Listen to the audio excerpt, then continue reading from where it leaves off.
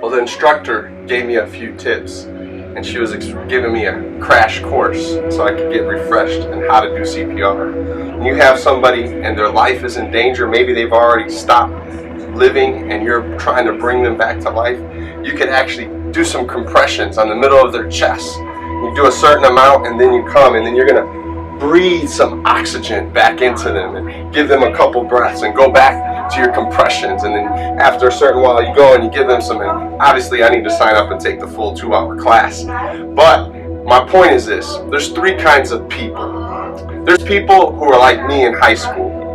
I was just learning this thinking I would never use it, and I wanted to get a good grade on a test, and it was just to add some knowledge to my head. But imagine if you were a second kind of person, someone you knew you were going to use this information. Imagine you are a lifeguard or a healthcare worker, and you're like, wow, I really have to learn this. You're going to pay attention. You're going to practice and get some practice for a real life situation. You're not just studying to pass a grade on a written test. You're wanting to be ready in case you're having to save someone's life. But there's a third kind of person. There's a person just trying to pass the grade. There's a person who maybe like a lifeguard, there's a good chance they might have to save somebody's life. But the third person is someone who knows they gotta teach a class of lifeguards. Imagine if I told you next week you're teaching the class on CPR for 30 lifeguards. They're gonna work in the city of Chicago in the summer at Lake Michigan.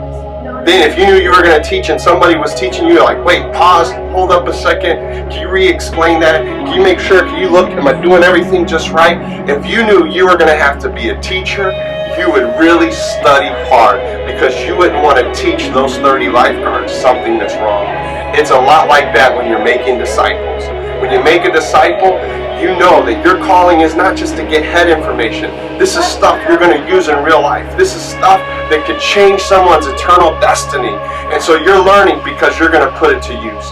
But not only are you learning because you're going to put it to use, Jesus said every disciple has been called to make disciples. And when you're a disciple that makes disciples, you're going to teach over your lifetime for sure 30 people. You're going to make disciples. You're going to teach others. You're going to answer their questions. You're going to pour into their life. And so what if you thought that you were going to teach what you're learning every Sunday, when you open your Bible to do your devotions, that what you're learning, you're called by God to share that with others. You're going to really study. You're going to take notes. You're going to really think through it. You're going to raise your hand, ask questions. You're going to dig deeper. And so every disciple is called to make disciples.